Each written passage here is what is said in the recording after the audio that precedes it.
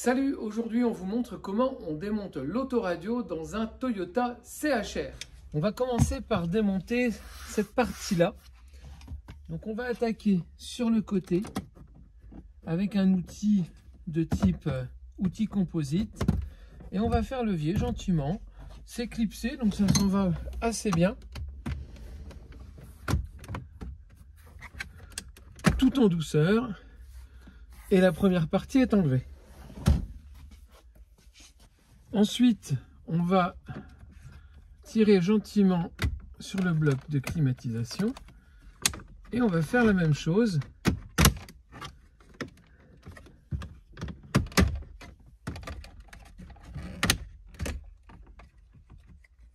Alors, faites très attention parce que si vous avez une finition noir laqué, c'est quand même assez fragile. On débranche le bloc de clim. Et vous voyez, ce ne sont que des clips.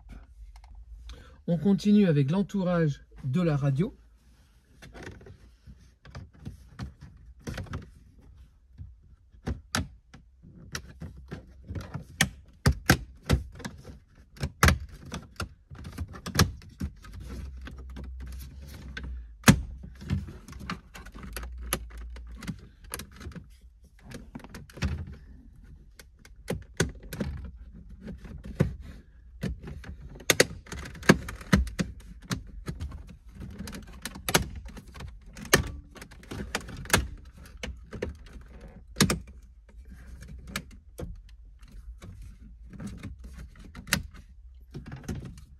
On débranche le lecteur de carte. Ensuite, on va enlever ce bloc-là. Donc, vous avez une vis cruciforme de chaque côté.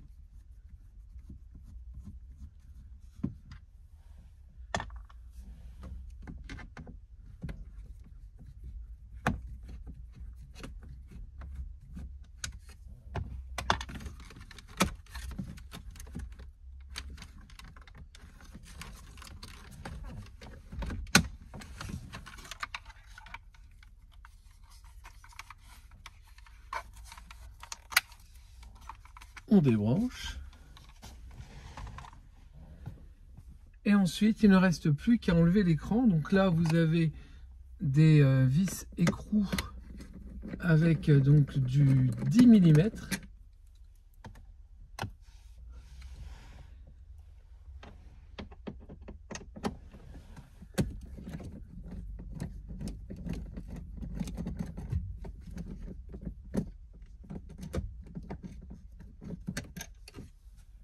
Vous en avez deux autres un peu plus au fond.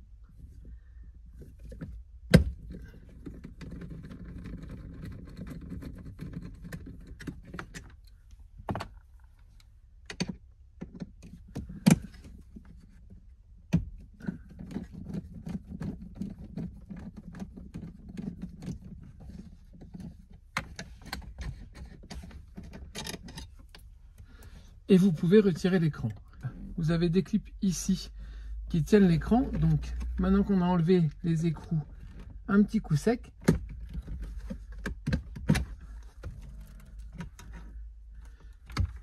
Et vous avez accès à toutes les connectiques. Donc l'autoradio, eh ben, il tient là-dedans. Vous voyez, on a une dalle. Puis ça, on peut supposer que c'est la partie ampli. C'est pas très gros. Ça doit pas être très puissant en termes de dynamique, mais en tout cas vous avez accès à toute la connectique. Donc on va pouvoir débrancher soit pour changer le système, et là en l'occurrence nous on va installer une interface pour avoir le CarPlay dans le véhicule. Et voilà, l'installation est terminée, tout est remonté, on a installé l'interface CarPlay. Il suffit maintenant d'appuyer sur le bouton de commande vocale d'origine en appui long pour faire une bascule sur le système secondaire et profiter du CarPlay dans sa voiture. C'est également compatible Android Auto.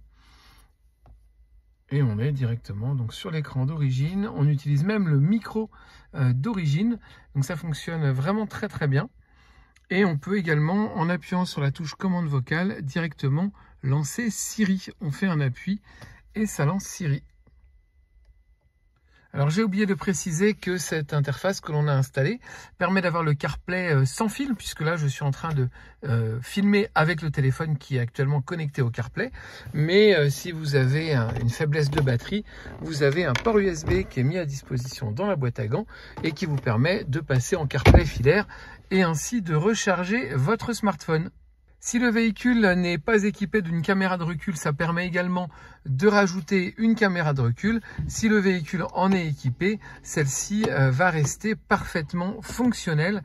On passe la marche arrière et on récupère l'affichage de la caméra d'origine sans aucun souci. Et dès qu'on l'enlève, on retourne sur l'interface CarPlay. Et bien voilà, c'est la fin de ce tuto. J'espère que ça vous aura été utile. Si évidemment vous ne vous sentez pas de le faire vous-même, n'hésitez pas à contacter l'atelier Équipe Auto 29 à Brest. On se fera un plaisir de s'en occuper pour vous. Bien évidemment, je vous invite à vous abonner à la chaîne pour nous soutenir et pour avoir toujours plus de tutos. À très bientôt. Salut, bye bye.